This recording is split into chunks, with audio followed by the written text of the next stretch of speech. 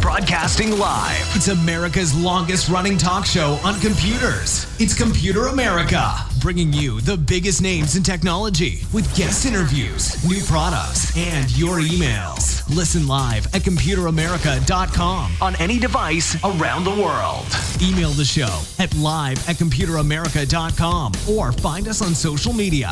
Be sure to check out our website for contests, giveaways, show notes, live video stream, podcasts, and more. You're listening to Computer America.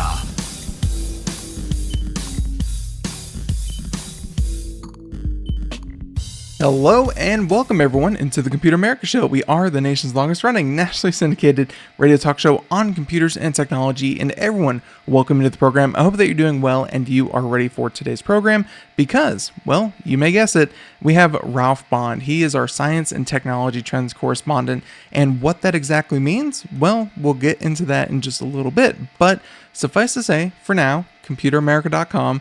That's our website. That's where you'll find everything, including the show notes, super important, but you'll also find a section dedicated to Ralph. So you'll get a good idea of what he kind of, brings to the shows here in today's program. But if you all, hey, if you want to hear more, he has a number of shows stretching back at this point years. And ladies and gentlemen, you definitely want to check those out because, our segments, especially these segments, are a bit future-proof because they are research, they are fun, they are uplifting. So it's going to be kind of hard to go back and find something that you don't want to hear about. So again, check it out at computeramerica.com. So with that being said, on our website, find the show notes, past shows, future show notes, articles, videos, and more. And I think with that, we just bring Ralph on and, have a nice, fun, relaxing Friday. It's been crazy out there. Hang out with us for like half an hour. It'll be well worth your time. So everyone, welcome back onto the program once again, Ralph Bond. Ralph, how you been? I'm doing great, and you make a really good point. Crazy world, crazy week, but we're here to lift your spirits.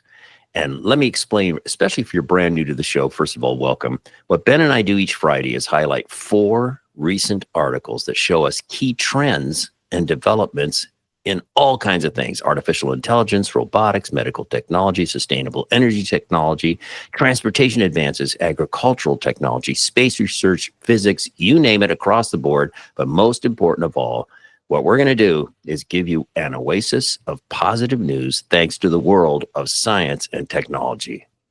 Absolutely. And I think story number 1 really is going to highlight that. Yeah. Because, it's, don't get me wrong, in terms of renewable energy and, electricity, I'll be honest, Ralph, like when I think about sexy electricity, solar, way up there, nuclear, way up there.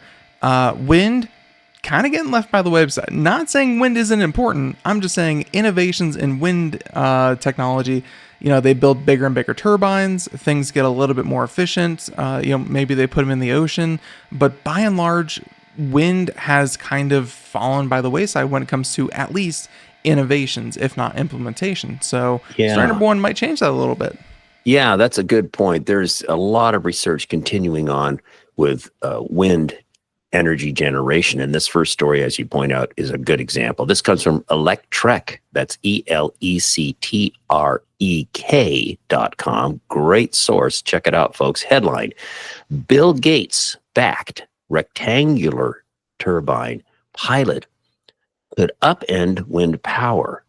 Irresistible headline. Had to check that out. And by the way, in the show notes, come out to computeramerica.com. The show notes embed links, additional video references, all kinds of stuff. If there's research papers to be referenced, I put the links in there as well to augment the highlights that we'll give you for the article. And before we go on, I need to kind of describe in words, especially if you're listening to us as a podcast, what we're talking about. When someone says wind energy, you usually think of those giant, blade things out in the wilderness, spinning around. This is a completely radical departure from that. Picture in your mind a series of poles embedded into the ground, maybe like a fence line of poles, and in kind of an ovoid or rectangular shape. And then there's a track on the top with these blades, and these blades move around this track, which generates the electricity, generates the energy. And Ben's showing that in the video segment right here. This is great. It's very helpful. But again, please come out to computeramerica.com. Get the show notes for today so you can look at the pictures and immediately figure out, oh, I get it. Now, with that said, let's get into the story. As we all know, the U.S. grid is under pressure. Half the country could face energy shortfalls by 2035. And one of the leading culprits for gobbling up electricity, of course, AI and data centers are driving up demand. And I live in Hillsboro, Oregon, which is like data center incredible. I've lost count of how many. They keep gobbling up our farmland to put these things in. And they are taking a big hit on our electricity. So that's the challenge. That's what's going on. But a new wind energy pilot project in Wyoming could reshape how wind power is deployed in the United States.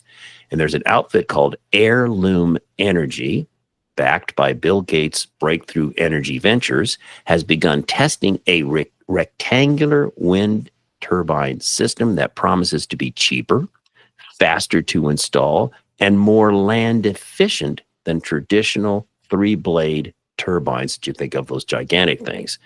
And there's some key features here to highlight of this Heirloom turbine. Unlike circular sweeping turbines, this rectangular sweep design captures more wind in less space. Ding, ding. That's nice thing number one. Stands only, about 60 to 82 feet tall, making it suitable for areas with height restrictions like airports or military bases. Built with small, U.S.-made, mass-produced components that are easier to ship and install. So far, what's not to like? Can be operational in under a year compared to the 5-year timeline for conventional gigantic propeller-type turbines. Those are some of the key highlights. And as you're looking at the video here, I love this video. It just immediately go, wow, how clever is this? This could be put in all kinds of environments. Imagine it being in farm fields where those poles don't really impact the crop growing. You could have it coexist with a farm field, for example, which I just think is so exciting and so interesting. An Heirloom system could offer a faster, more flexible solution for clean energy deployment, especially in constrained or remote locations. And the pilot aims to validate performance and cost savings ahead of commercial rollout, they predict, in 2027. And the project has received $13.75 million in funding, including support from the Department of Defense and the state of Wyoming. So bravo to these folks at Heirloom. I just love this idea. I think it's got so much promise. Yeah, it's definitely a strange take on it because, just looking at it, it almost reminds me of like a clothesline with, yes. yeah, just kind of setting the blades along the clothesline and generating electricity. And Ralph, I mean, really innovative. I have not seen a windmill like that before, or at least a wind turbine like that before. And I just have to say that it's probably not one or the other. It's, one goes low, one goes high, different applications, and now more places that you can put these things. Yeah, Ben, and it just occurs to me, come to think of it, think of gigantic high-rise buildings with huge flat surfaces at the top. Now, many here in Portland, Oregon, a lot of these buildings now are putting solar panels on the top, which is great. But you could also have a system like this installed along with the solar panels, generating that wind energy and solar energy. I love it. Just any little thing to capture anything that we would consider waste. Not that wind is waste, but making electricity out of nothing is going to help really everyone. So very cool there. And again, definitely check out their website, Heirloom, and definitely check out the articles. Very, very nice.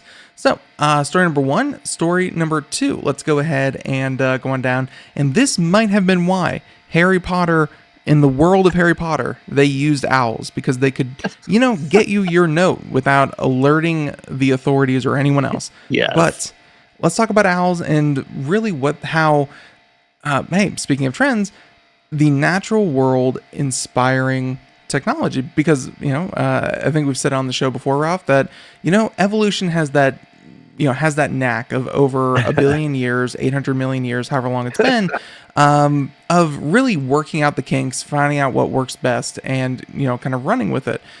Looks like owls have their own special characteristic, and now technology might be picking up on it.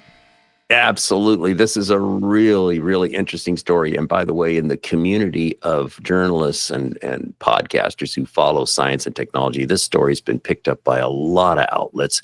But I went right to the source, the American Chemical Society website for this story.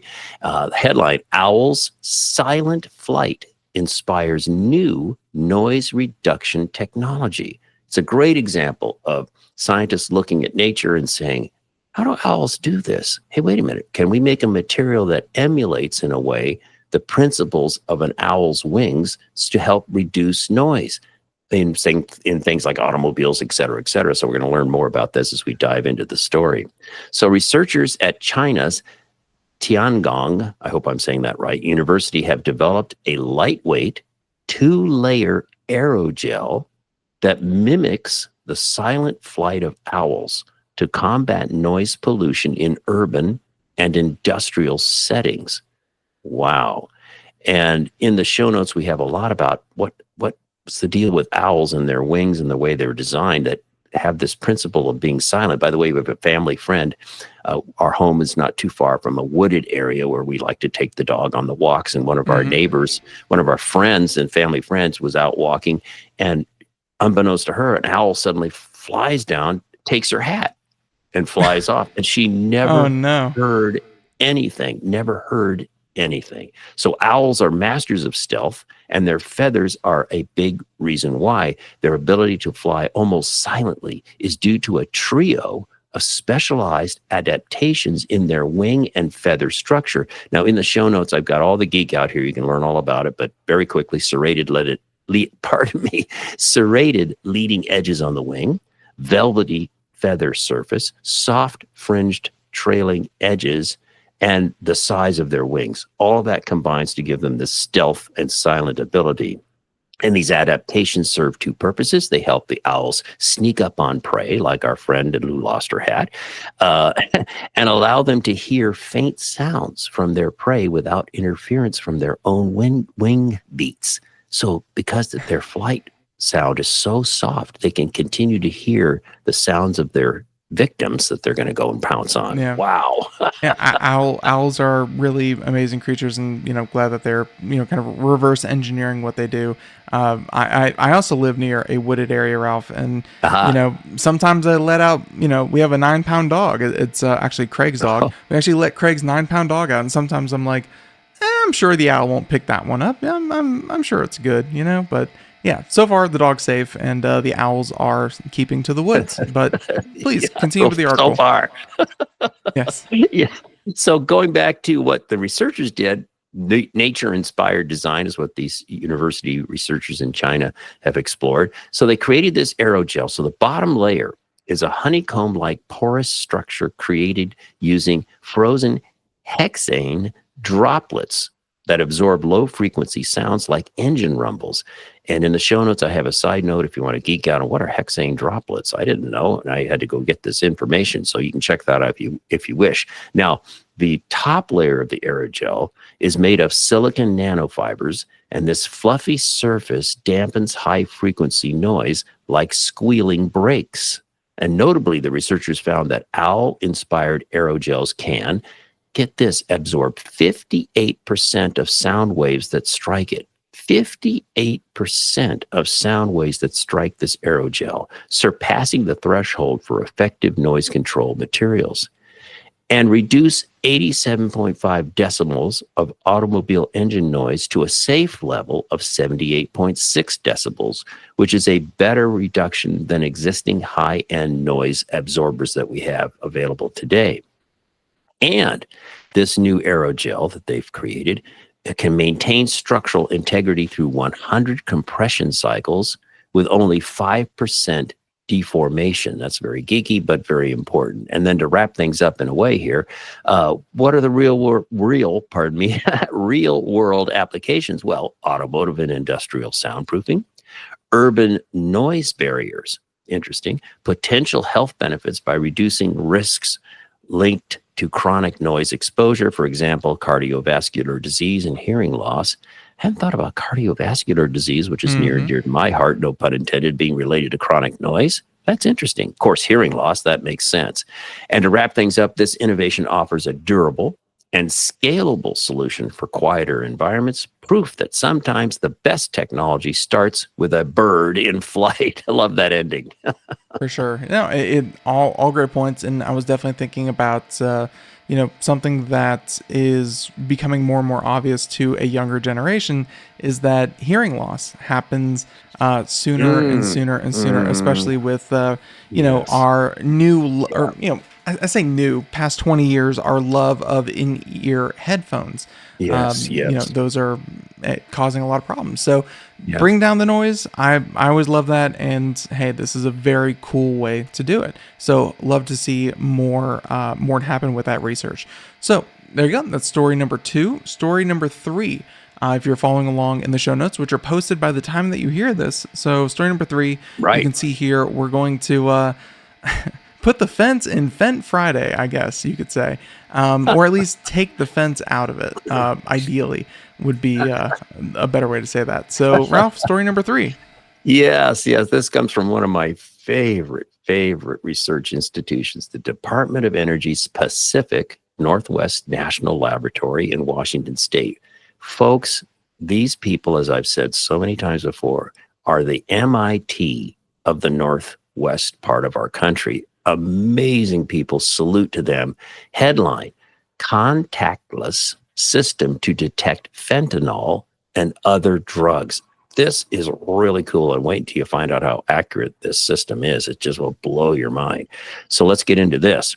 A system that detects trace levels of fentanyl, cocaine, explosives, and other harmful substances through the air has been created by researchers at the Department of Energy's Pacific Northwest National Laboratory. Now, BaySpec, that's B-A-Y-S-P-E-C. I gotta say, Ralph. Yeah. Just real quick, sorry to interrupt, but Sure. just got to say that being an addict is hard. Kids don't do drugs. If you're taking something with fentanyl, cocaine, and explosives, that is a wild ride. So Yes. amazing that they found a combination of drugs like that. That's incredible. Oh, yeah. And this will really impress you when we get into how powerful and accurate this system is. But back to the story, there's a company called BaySpec, B-A-Y-S-P-E-C, run together as one word. BaySpec Incorporated, a Silicon Valley company that is commercializing this technology that the Pacific Northwest National Laboratory has created a portable device equipped with the research institution's technology. Now, at the 2025 American Society for Mass Spectrometry, you can imagine how geeky that was, the company presented results of a test conducted late last year at the U.S. border crossing between Mexico and the United States at Nogales, Arizona. Currently, fentanyl, now here's the setup. This is where we have been to date with detection technology. So currently fentanyl is detected directly either by swiping a surface for chemical analysis, so swabbing a surface, known as contact sampling, or by using dogs trained to sniff out the substance and other substances too. Border personnel who are attuned to behavioral clues and other factors play a critical role as well. So that's where we are today and have been to date. Now, enter this new solution. The new system directly samples the ambient air in a method known as non-contact detection and collects molecules of interest to be analyzed by a miniature mass spectrometer, which is a molecular detective that breaks down a sample and tells you what's inside atom by atom. What? Wow. It's amazing, and it's one of those doesn't happen too often on our shows here. As we do this with Ralph, it's not just in a laboratory. Like, we're looking at the product page. This is not an ad. Shockingly, we were not sponsored by mass spectrometry tools, but Yes. yeah, no, it's available to purchase, and that's really amazing. Yeah, it is. And it's a little bit of a most of the time what we're talking about is very early research that hasn't come to the world yet. This is really moving along quite well, and it's very exciting. But an instrument previously developed by the laboratory that detects trace vapors of substances in the size of a small refrigerator, and it weighs about 100 pounds, a few hundred pounds, I should say. And the product was tested again, as we mentioned, at Nogales, comes in a portable box about the size of a microwave oven and weighs less than 40 pounds. And now you're showing that image on the screen right now.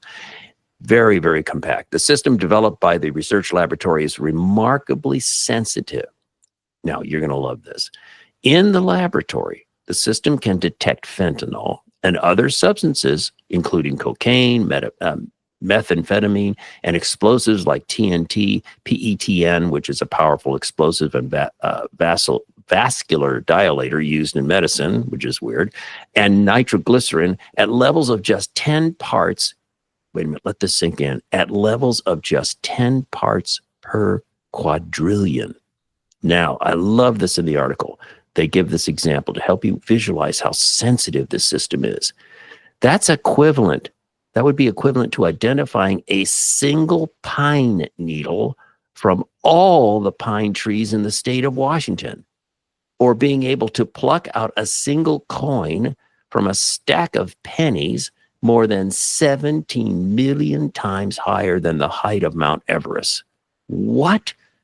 And believe me, the number of trees in the state of Washington or Oregon is incredible. And it's being able to identify a single pine needle out of all the trees in Washington. What? It's pretty safe to say that if that atom exists, if that particle exists, it's going to find it. Yes, that is really incredible. Contactless. It's just doing the air. It's getting the air around the package or the person or whatever. And wow, I mean, and now what I'd like to know is how fast can it do this analysis? That would be interesting. Right. Yeah. Speed, I'm sure, has to be taken into account. I wonder if something like this is because, Ralph, I don't know if you heard. Have you heard the good news from like a week ago, which is like soon we're going to be able to just leave our shoes on at the airport. Yeah. Right. Right. Yeah. And I'm wondering if technology like this is kind of making that possible, because we can kind of say, it may not be instant as you walk through, but something like this, and you walk through, and if there's any hint of, oh, hey, Ralph really sure does reek of nitroglycerin, there's like 8 particles of it on him, they can kind of pull you aside. I don't know. Yes. But hey, new technology making things possible, like leaving your shoes on at the airport. It's breakthroughs all around. No, very, very cool and amazing. And of course, the fentanyl problem that's been going on in this country is, and the number of people that don't even know that they have it is itself a huge problem. So it's a big one. Yep, very, very, very cool story. And hey, maybe some help on the way. So story number 3, story number 4. Let's go ahead and not very often that we have a controversial story here on the program, but story number 4, I think, is I think we all know how babies are made, but how is any human made? And I think that is something that we have a good idea of. We have good theories, we have good knowledge of, just kind of the primordial soup, I'm sure you've heard mentioned. But what if we wanted to make a whole new kind of thing? And that's where our 4th story kind of goes. And this is medical. It could have profound implications. But Ralph, this is a real mind expander bender kind of thing. Oh boy, it is. And it hits a couple of things. Again, usually our last story has something related to medical technology. In this case, it is and it isn't. It's not, or not limited to just medical.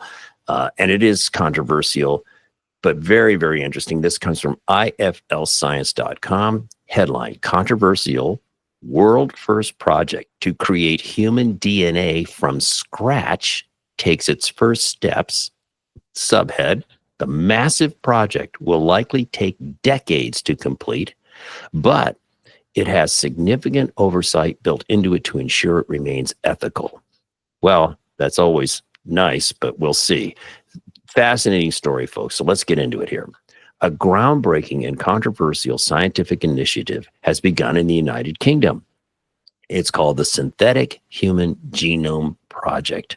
Funded with more than 10 million pounds, that's about $13.7 million US, by the Wellcome Trust, interesting group. This project aims to create human DNA from scratch, which of course would be a world first. And what the project involves, scientists plan to chemically synthesize an entire human genome, starting with a fully synthetic human chromosome. Wow. And here's the key, Ben, you and I, we've talked about CRISPR, we've talked about gene editing time and time and time again for all kinds of things, for agricultural research and medical, human benefit, and all these kinds of things. But this, what we're talking about here, this goes beyond gene editing. It's about writing DNA, not just tweaking existing sequences. That's the key we're talking about here and why it's so profound in its implications. And again, this is extremely early research project getting off the ground. The project will span decades, with the first 5 years focused on developing the tools and methods needed. Just the tools and methods, not the end result. 5 years. This is so strange because, it wasn't too long ago. I'm sure, maybe even people listening have this idea in their head that, there's a gene that controls hair color. There's a gene that controls eye color. There's a gene that does this. And we think of it like a series of switches that you just kind of like, or knobs that you like kind of tweak and flip on and off. But no, we're finding, Ralph, that, a lot of what we thought was kind of useless previous, genetic material, it gene expression happens by the hundreds or thousands of genes. And Ralph, to kind of even just think that we are going to, and by we, I mean definitely not me, are going to attempt something that resembles, again, not a baby made completely from scratch, but at least just a genome. That seems very ambitious. Oh yes, extremely so. It's very ambitious. Definitely. Maybe I'll live long enough to see where this goes. We'll see. Now, first, let's go through. The article does a good job. It talks about the benefits, then it talks about the concerns. So first, some potential benefits is outlined in the article. This could lead to new treatments for diseases, including cell therapy and organ regeneration, which is a big field of medical research these days. Another benefit offers a deeper understanding of how DNA functions and how it shapes human biology. And beyond the human body, applications therein, this may help create climate-resistant crops and improve food security as just another possibility. The more we know about DNA and so forth and so on, not just limited to human, but could be for plants as well. That's kind of interesting. And then the article does a great job of recognizing, as the developers of this program do as well, ethical concerns. So critics fear it could pave the way for designer babies or eugenic-like practices. And a side note, eugenics is the study or practice of selectively breeding humans to promote traits considered desirable and reduce those deemed undesirable. And that's something that our friends in the good old Nazis were very interested in, by the way. some very dark times in human history have centered around the idea of, like you said, the desirables and the not so desirables. And although I do have to say that, the critics, and they're very vague. Critics fear about this. It's very vague. No one's really kind of raising their hand saying, stop this right now. It's just, hey, these are some drawbacks that could potentially happen. I have to say, though, Ralph, that it's almost like, genetically modified organism kind of got a bad rap when, by and large, that just means that, hey, it's resistant to disease, it's resistant to drought, it's resistant to this, to heat or something like that. It's not as scary once you kind of understand it. And Ralph, I think that with humans, the only way to cure genetic diseases, and there are genetic diseases that are horrible, Ralph, we're gonna have to get in there at some point and, try to fix some stuff up. I'm not saying that, you get to design your baby like a Sims character, but hey, let's cure some diseases that really hamper quality of life, Right, exactly right. And so that would be on the positive side of the equation. Going back to the recap here of some of the concerns, there are worries about unintended consequences for future generations due to unknown gene-environment interactions. So if you start having these synthesized or synthetic genes involved in the gene pool, so to speak, could there be some weird interactions down the road? TBD. So I will say that, and I've taken a poll of every young person on Earth. So this is true, Ralph. Young people don't care anymore because they know their world is so full of microplastics, PFAS, PFAS, and forever chemicals that they're just like, whatever. Like, how much worse can it really get? So yeah. Well, that's a good point.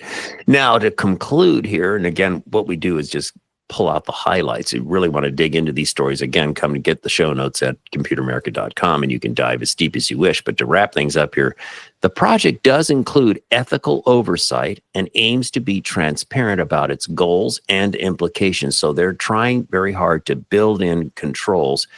But it's one thing to build in controls with one group, but if this technology gets released to the world and there's nefarious and not nice people that get their hands on this sort of thing, well, that's the scary part of it. That would be the stuff of a sci-fi movie. Right. So anyway, but I think the upside outweighs the negatives, I hope. Yeah, as always, a tool is a tool, and it's about how you use it. And there's massive implications for upside on this one. So it's definitely worth pursuing. And it seems like they're doing it the correct way. So there you go. With a lot of money on hand, that is the correct way to tackle any problem. So folks, remember that. So with that being said, if you're following along in the show notes, that was story number 4. We kind of cut things off at 4 just to make it easy listening. Try to keep the show to about half an hour.